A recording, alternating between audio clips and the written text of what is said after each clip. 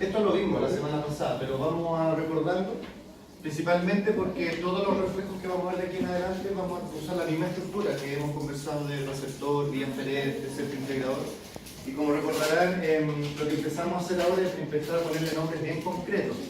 Es decir, el receptor para, por ejemplo, el reflejo de la respiración, primero son ¿de qué tipo? Quimioreceptores, porque detectan concentraciones de sustancias químicas, como en este caso los niveles de oxígeno, de CO2, principalmente. Vimos también que detectan el pH de la sangre, porque vimos que el CO2 y el oxígeno influyen en el pH sanguíneo. Y receptores son ¿de qué tipo? Quimioreceptores. Segunda pregunta que nos hacemos respecto a los receptores, ¿dónde se ubican? Dijimos que en el caso de la respiración, estos quimioreceptores se ubican en arterias, principalmente, y particularmente en el arco aórtico y en los senos carotídeos. Es decir, son precisamente los vasos sanguíneos que traen sangre que viene saliendo del corazón. Por lo tanto, no sé si el que diseñó esto tenía eso como claro, pero dijo, ¿qué mejor representación de la concentración de gases? ¿Qué es lo que viene saliendo de los pulmones y el corazón? Una vez que se detectan estos niveles de gases, tengo que llevarle la información al sistema nervioso central para que me diga qué hago con esto que está pasando. Porque si todo está bien, seguramente no van a haber cambios. Pero si se están alterando estos niveles de gases, algo habrá que hacer. ¿Cómo viajaba la información entonces? ¿Cuál era la vía aferente para llevar la información? Dijimos que era el 9º y 10º par craneal. Ahí tenemos la vía aferente para el reflejo de la respiración. El glosofaringio y el nervio vago. Perfecto, ya sabemos por dónde está viajando la información hacia el sistema nervioso central, porque aquí lo que tenemos es el centro integrador. En el caso de la respiración, el centro integrador se denomina precisamente centro respiratorio. Perfecto, lo primero es saber el nombre. Segundo, ¿dónde se ubica? Dijimos que se ubicaba en el tronco encefálico o bulbo raquídeo.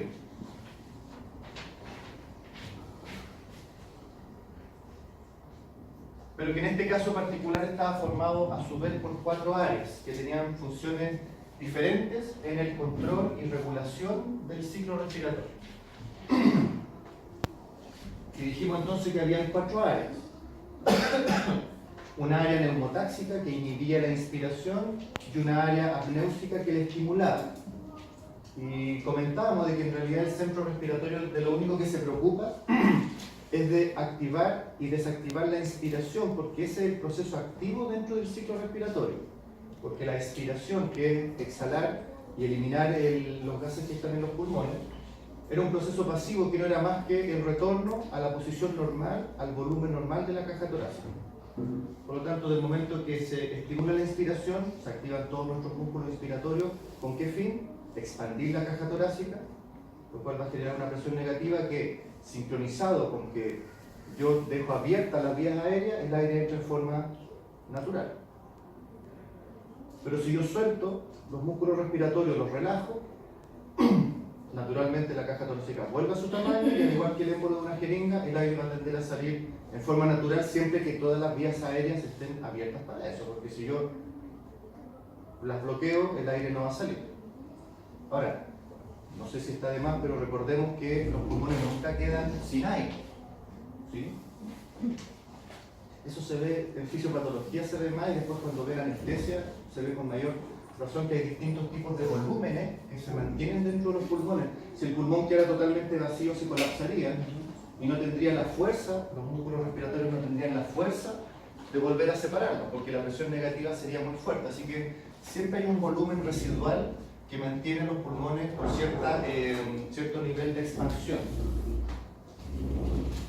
Okay. Solo nos preocupamos de inhibir y estimular la inspiración, pero algo que puede ser muy importante es con qué frecuencia esto va a ocurrir. Porque si la información que le llega al sistema nervioso es que mis niveles de oxígeno están bajos, hipoxia, o a lo mejor los de CO2 están muy altos, hipercapnia, a lo mejor lo que yo necesito es, además de seguir generando el proceso respiratorio, es que la frecuencia aumente. Necesito ventilar con mayor frecuencia, taquipnea. Y esa regulación de la frecuencia está dada por las otras dos áreas, que es el área de la inspiración y el área de la expiración. Si dijimos que esto estaba mal. Perfecto, nuestro centro integrador entonces siempre está en el sistema nervioso central, no nos olvidemos en este caso en el tronco encefálico. De acuerdo, el centro integrador tomó la decisión de lo que hay que hacer y ahora tengo que llevar la información a los efectores para que hagan el trabajo y generen la acción que yo necesito. Por lo tanto, nos tenemos que preguntar cuál es la vía eferente en la respiración y dijimos que era el nervio frénico. Principalmente estos nervios, que son dos, uno derecho y uno izquierdo, son los que inervan el diafragma y a los músculos intercostales. Y al decir eso, ya entonces estamos reconociendo e indicando cuáles son los efectores. Y recuerden, siempre los efectores son músculos o glándulas. Aquí se confirma nuevamente, porque los efectores son precisamente los músculos respiratorios, los músculos intercostales y diafragma. Ahora, ¿por qué es importante conocer esto?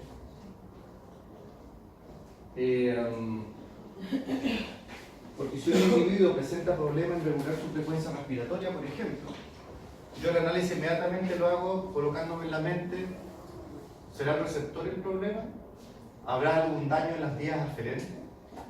O si el individuo acaba de sufrir un traumatismo, ¿por qué con un traumatismo severo puede haber un paro cardiorrespiratorio? Porque puedo dañar directamente el centro integrador. No digo dañarlo directamente, pero recordemos que cualquier daño que ocurra en la zona adyacente a alguna zona nerviosa, como un hematoma, que comprima el centro respiratorio, que baje la irrigación del centro respiratorio, este ya no funciona adecuadamente, y aunque el receptor y la vía aferente estén mandándole la información de lo que necesito, no puede responder. O hubiera, no sé, algún traumatismo torácico que dañe los nervios frénicos, por ejemplo. O de frentón hay una parálisis de los músculos respiratorios por algún fármaco, como veíamos en la contracción muscular, que está afectando el funcionamiento neuromuscular. Hemos dicho muchas veces que con los tóxicos, ¿por qué mueren cuando hablamos de la mosca? Porque el tóxico bloquea la placa motora, así como de muchos músculos, de los músculos respiratorios. Entonces, aunque tengo todo mi arco reflejo perfecto trabajando, el último punto, que es estimular al músculo para que se contraiga o se relaje, falla. Y con todos los reflejos que vamos a ver más adelante, es lo mismo. Entonces, cuando uno ve que hay cierta pérdida de reflejos, y en realidad cuando nosotros hablamos de reflejos, uno tiende a pensar más en los reflejos voluntarios. Cuando hay un problema en la marcha, problema en la postura, en que se empiezan a evaluar dolor, etcétera, que lo vamos a ver al final del capítulo. Es lo mismo, porque si hay problemas en el movimiento del miembro posterior y evalúo ciertos reflejos, esos reflejos también tienen receptores, vías aferentes muy bien identificadas. Por lo tanto, si falla un reflejo, está fallando tal nervio y puedo analizar, en el fondo es como analizar cuando una máquina falla, es como cuando no prende la lámpara, ¿sí? Yo tengo que revisar desde que haya electricidad en el enchufe hasta que haya una ampolleta puesta. Y ahí solucionamos el problema. Al final somos una máquina. Pero para conocer, es como la primera clase, como el mecánico. Debo conocer el funcionamiento de esta máquina para yo entender qué es lo que puede estar fallando. Entonces, habiendo un poco ya recordado todo esto, pasemos al segundo reflejo, que es el control. Sí, perdón. Una duda. En humanos existe una cosa que se llama el síndrome del opérculo torácico, que es una compresión a nivel del plexo braquial. Ya. En humanos eso genera alteraciones respiratorias. ¿Eso existe en animalitos? Del momento que los animales tienen plexo braquial, Pero puede ser comprimido porque este síndrome por compresión. ¿y por qué ocurre en humanos? Primera vez que lo escucho, estoy solamente tratando de descifrarlo. Se comprime a nivel de los genitales. Y se comprime. ¿Qué es lo que comprime al plexo? Una alteración muscular.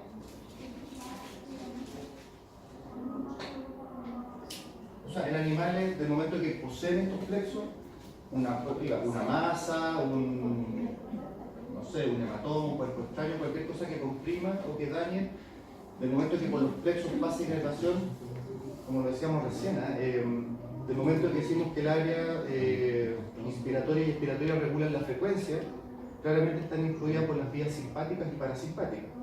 Y los plexos generalmente tienen inervación de esos sistemas, porque son parte del sistema autónomo. Entonces, insisto, desconozco el síndrome, debiera ocurrir lo mismo. ¿Y cómo uno entonces puede abordar eso?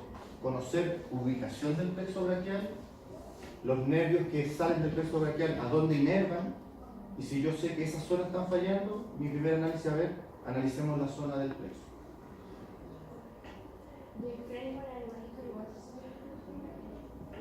A mí, ¿verdad? No lo sé. Ahí no lo sé. Pues efectivamente es así. Se le podría afectar la respiración absolutamente, sí. Por eso en realidad es como el origen de las palabras. Yo a lo mejor no sé lo que significa una palabra porque nunca la he visto, pero si conozco sus partes, puedo llegar.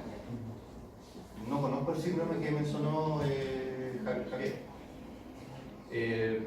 Pero si uno empieza como a analizar la máquina de los cables, porque al final es un sistema de cables, puede igual llegar a ciertas conclusiones.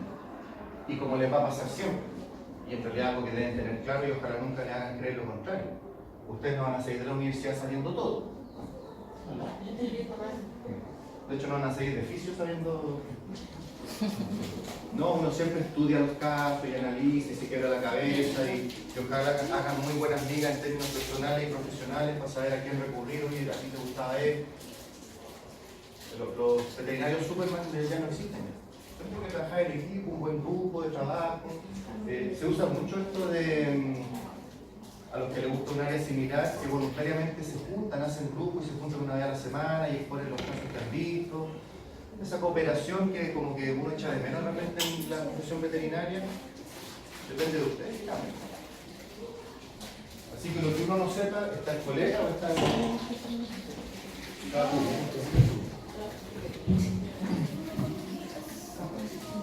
Segundo entonces, reflejo de la presión sanguínea.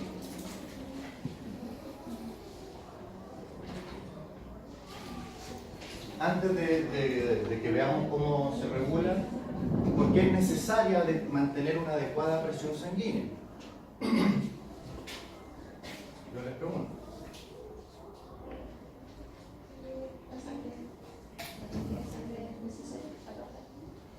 Sí, un poco para mantener la perfusión de todos los tejidos del organismo, ¿sí? Es como homologar la pregunta, ¿por qué es importante que en una casa haya una adecuada presión? En el sistema de agua, ¿no? Sí, las cañerías de agua. Porque si no, como dijeron, no se me prende el californio. O yo doy la llave y no sale el agua que yo necesito.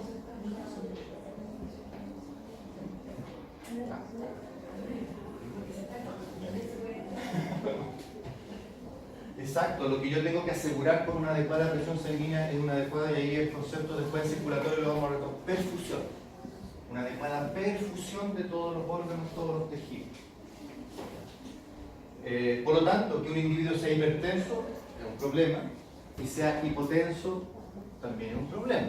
Siempre hablamos más de la hipertensión, porque ¿qué problemas trae la hipertensión? Así como en general, lo que uno sepa. ¿Por qué? No sé. Pero le digo. Claro, es típico que cuando tienen problemas renales se quiere ver si son hipertensos para manejar eso y así ayudar a que el problema renal no sea así.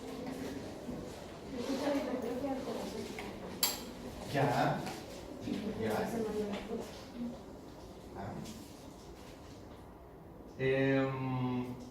Homologuémoslo con la casa, ¿no? ¿Qué pasa si yo tengo una presión demasiado alta en las cañerías de mi casa?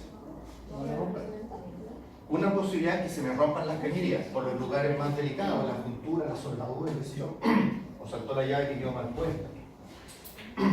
Primer problema en los animales es que se rompen las cañerías y por los lugares más delgados, que son... ¿Cuáles son los más adelante? Por los capilares, exacto, ruptura de capilares, y en los órganos más irrigados suele ser mucho más complicado. Pensemos, pulmones, accidentes cerebrovasculares, ¿por qué tienen tanta frecuencia? Precisamente por lo mismo. Problemas oculares en los hipertensos también. Pero bueno, llegar a eso es el extremo. Pero el funcionamiento del órgano también se afecta. porque un aumento en la presión sanguínea genera una sobrecarga en el trabajo de algunos órganos. Por ejemplo, insisto, nuevamente los más irrigados. Si hay un órgano por el cual pasa toda la sangre de un individuo, son los riñones, por ejemplo, son los pulmones, por ejemplo. La hipertensión también, al generar ruptura y aumento de presión, ley de Stalin, lo mismo, ¿no? Que era la presión oncótica, que la tendencia del agua a salir. Pero El tema renal puede ser porque es que el riñón es un colador y o sea, hay mucha pérdida de proteína y cosas renales cuando hay mucha presión. Y este colador se empieza a romper, por lo tanto empieza a generar daño en los glomérulos. Sí. Y segundo, se aumenta la presión hidrostática, que es la que hace que el líquido salga del vaso sanguíneo, empieza a vencer a la presión de las albúminas, que es por retener el agua. Por lo tanto empieza la formación de edemas. Edema pulmonar, edema cerebrovascular, renal, etc. ¿Y la hipotensión qué problema tiene? Sí, eso es. ¿Y qué problema tiene? ¿Qué problema genera una hipotensión? La perfusión disminuye, es decir, el aporte sanguíneo a todos los tejidos, no vamos a decir que queden zonas sin irrigación, pero claramente el aporte es mucho más bajo, es mucho más lento además. Recuerden que no se trata solo de que la adecuada perfusión permite entregar oxígeno y nutrientes, se trata de que también saca CO2 y desechos metabólicos. Entonces una mala perfusión acumula desechos del metabolismo en los tejidos, en las células. Ya, o sea, quedamos de acuerdo en que hay que tener una adecuada presión sanguínea. ¿Sí? Estamos de acuerdo en eso. Bueno, ¿cómo se controla entonces? ¿Cómo el organismo se da cuenta que hay problemas en la presión sanguínea? Y nos lleva a la primera parte de nuestro arco reflejo. Receptores. ¿Dónde están los receptores que detectan esto? O mejor dicho, primero, antes que eso, ¿qué tipo de receptores son? Así como los anteriores eran quimioreceptores. Sí, son receptores mecánicos. En el fondo, si hicieron un esquema simple, este es el vaso sanguíneo. Tenemos los receptores, de los cuales salen las vías aferentes, ¿sí? Los sensores con los cables de cualquier máquina. Y por lo tanto, cuando la presión sanguínea comienza a aumentar, comienza mecánicamente a comprimir estos receptores, porque ellos funcionan mediante la presión que se ejerce sobre ellos. Por lo tanto, si la presión aumenta, empiezan a descargar información que va a ir a viajar, vamos a verlo a continuación, al centro integrador para saber, bueno, ¿qué hago con este problema que se está produciendo? Y por lo mismo, si la presión sanguínea baja, la presión siempre funciona con una presión constante, que me indica que tengo un adecuado volumen sanguíneo, pero cuando esta presión empieza a disminuir, también empieza a generar señales ya por otro sistema nervioso. ¿Sí? Me refiero en términos de simpático y parasimpático. Y por lo tanto le entregan la información al centro integrador de que mi presión está bajando. ¿Qué hacemos? ¿Dónde se ubican estos receptores? Al igual que en la respiración, arco aórtico, senos carotídeos, arterias.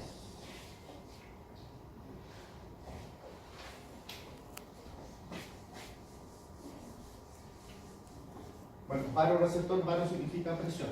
¿Sí? Entonces son receptores de presión del tipo mecánico. Porque en el caso del quimioreceptor, ¿cómo uno? Yo sé que ustedes se lo han preguntado, pero no se atreven a preguntar. Pero, un quimioreceptor, ¿cómo sabe que hay mucho oxígeno? O que hay mucho CO2, o mucha glucosa.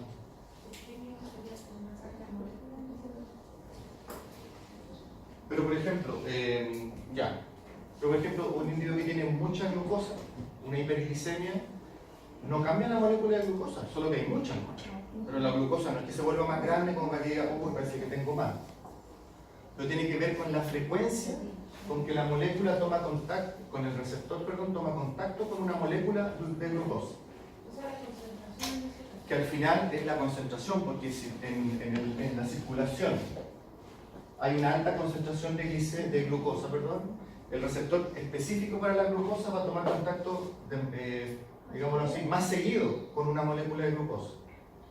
Y eso va a descargar con cierta frecuencia que le va a dar una información al centro nervioso, al sistema nervioso, Así que hay mucha glucosa porque estoy detectándola con mucha frecuencia. En cambio, cuando tengo una baja concentración de glucosa, es tan lenta la estimulación que eso genera otro tipo de información. Recuerden que lo vimos en el impulso eléctrico.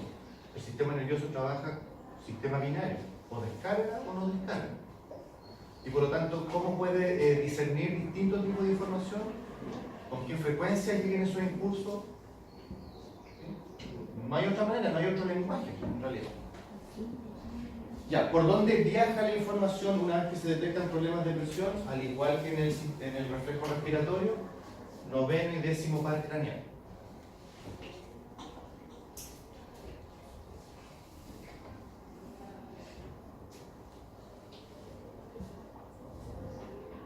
¿Noveno par se llama?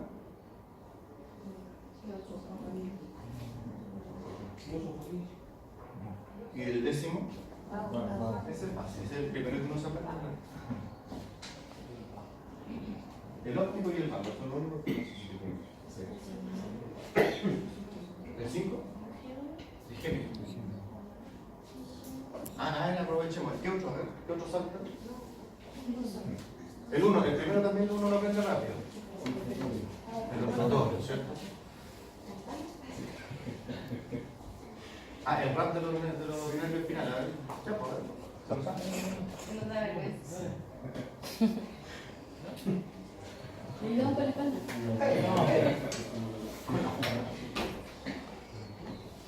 Pero es importante, el último, el aspirar accesorio. No sé para qué sirve eso, pero se llama aspirar accesorio. Es importante, aprender, ¿ya? No solo cómo se llama, sino que cómo funciona. Bueno, una vez que se detecta un aumento o una disminución en la presión sanguínea, tengo que informarle a mi centro integrador que algo está pasando. ¿Dónde se ubica el centro integrador que regula la presión sanguínea? Primero se llama el centro vasomotor o también lo llaman el cardiovascular. El centro vasomotor o cardiovascular. Y se ubica, al igual que el centro respiratorio, en el tronco encefálico. De hecho, anatómicamente muy cercano al centro respiratorio.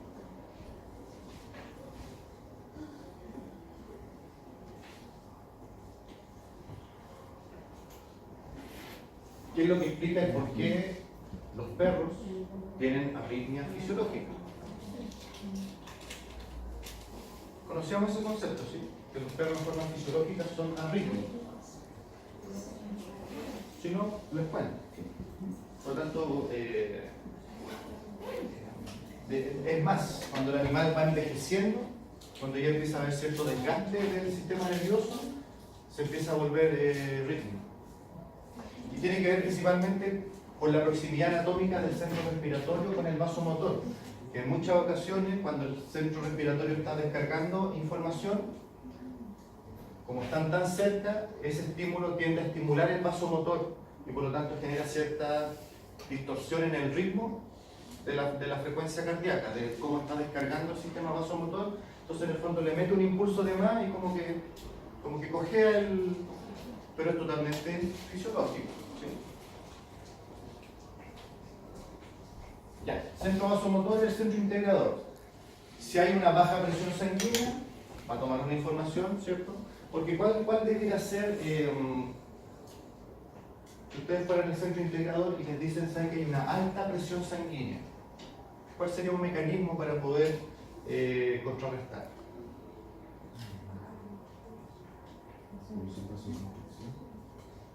¿Bajar qué? Bajar la frecuencia cardíaca. ¿Qué otra cosa puedo hacer? Porque, ¿perdón? La pregunta es que si usted fuera al centro integrador y le llega la información de que la presión sanguínea está muy alta, ¿qué medidas tomaría? Es decir, si tengo una alta presión contra las paredes de las cañerías, si las contraigo, aumento la presión. Sino que las puedo un poco dilatar un poco, sí. Un poco de vasodilatación, sí, por eso se llama centro cardiovascular o vasomotor, porque los efectos no van solo a los vasos sanguíneos, sino que también al corazón, en términos de frecuencia cardíaca. No. Bajar los niveles de agua. tiene mucha lógica, pero ¿cómo se podría lograr eso? Aumentando la temperatura. Aumentar la temperatura, ¿cómo va a hacer que sude? La gente que es hipertensa suda más. No necesariamente. Ah, dicen no sudo. No sudo. Porque yo no sudo eso. O sea, sube. Pero no más allá. Siempre es lo mismo. No hubo un cambio de poder. Pero sí, con mucho respeto. ¿Eh? Su experiencia no es estadísticamente significativa. No, tengo claro. Pero Usted lo planteó así como los hipertensos no sudan. no, sí, claro.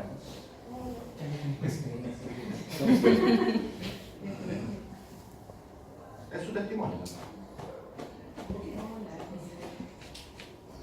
¿De qué otra manera puedo regular la presión sanguínea? Lo vamos a ver cuando veamos el control de la sed. Ahí como que retomamos esto, porque otra posibilidad es aumentar la excreción de sodio por los riñones. Pero se logra el efecto. Porque sería, por ejemplo, inducir la diuresis sería un efecto muy bueno. Inhibiendo la antidiurética, así como es complicado. Pero claro, si yo excreto mucho sodio, y el sodio es el principal electrolito que retiene agua en los vasos sanguíneos, por eso usted tiene que echarle poca sal a la comida, por ejemplo. Lo hace, ¿no? Ha hecho nosotros. Ya, listo. Está grabado.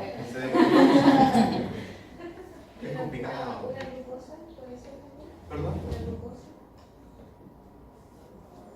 ¿Para captar agua también? Ay, pero desarrolla más la idea porque no hace el mismo efecto del sodio, por decirlo así. Ah, usted dice estimular la diuresis, estimular que orine más, Claro. eliminando glucosa. Es decir, cuando aumentan las concentraciones de glucosa en la orina, se estimula la diuresis porque arrastra, estoy de acuerdo. Pero es complicado que solucione un problema sacrificando la glucosa de la circulación.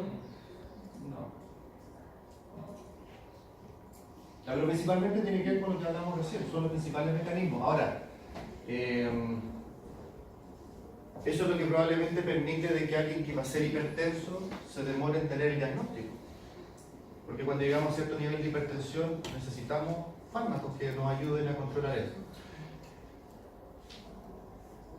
No lo van a ver después, pero los fármacos que se utilizan para controlar la presión. ¿Qué toma usted, perdón? Enalapril. Que lo use enalapril. Ya. ¿Mecanismo de acción? No desconozco. Usted toma cosas y no Digo que tomar esta web. Muy bien. También quiero grabar. Ya, no, está bien. Pero también, mi abuela, por ejemplo, usa clonazepam. ¿Y qué mecanismo de acción tienen esos fármacos?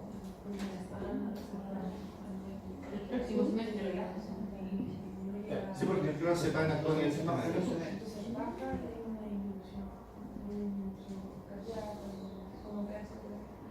¿Y la hidroclorotiazida qué hace? En todo caso, esto solo se lo digo así como... Solo así como para cachar, ¿qué es lo que hace esta cuestión? ¿Por qué baja la presión sanguínea? Es como alguien tiene alza, no, bueno, pero si alguien tiene, por ejemplo, alza de... ¿usted toma algún hipoglicemiante? Sí. El Glaformin, ¿cierto? ¿Por qué me baja la glicemia? Y más que a lo mejor por usted, sino que como son medicamentos que se usan en animales también. Bueno, en el caso de la presión sanguínea, somos animales. ¿Que somos animales? Es el grupo de fármacos que regulan la presión sanguínea que se llaman los inhibidores de la ECA. ECA. Lo vamos a ver más ratito, así que tranquilo. Pero ECA es la enzima convertidora de angiotensina. Pero no lo noten, porque lo vamos a ver, no lo noten. Si lo vamos a ver después. Porque eso nos obligaría a entrar a conversar qué es la angiotensina. Y por qué eso afecta a la presión sanguínea, y eso lo vamos a ver después. Bueno, se toma la decisión de que hay... y si hubiera baja presión sanguínea y usted puede al centro integrador, ¿qué hace?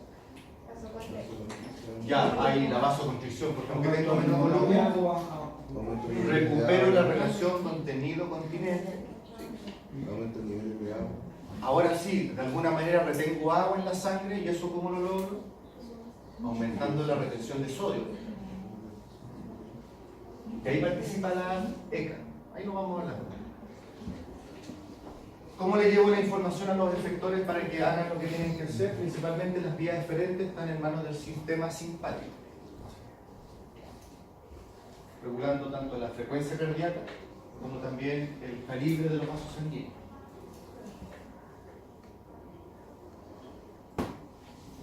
Les dije, a ver, a propósito les dije que cuando yo les mencioné la siguiente idea, cuando vimos sistema simpático y parasimpático y mostramos el esquema, yo les decía, bueno, son sistemas antagonistas. Por lo tanto, en un individuo o está funcionando uno o está funcionando el otro. Les dije eso, ¿cierto? Ya, y le dije que era mentira también. Ah, ya se lo dije. Claro que ambos siempre están trabajando, pero el que predomine es el que finalmente va a ser como el que está funcionando en ese momento. En este caso también, aunque el sistema simpático, porque uno dice, bueno, pero si yo quiero generar vasodilatación, el sistema simpático no me sirve, o si quiero bajar la frecuencia cardíaca, el sistema simpático no me sirve. Lo que en el fondo ocurre es que va a descargar menos y por lo tanto va a dejar que el parasimpático se manifieste más. Por eso cuando hablamos del sistema parasimpático no decíamos que bajaba la frecuencia cardíaca. Nunca dijimos eso.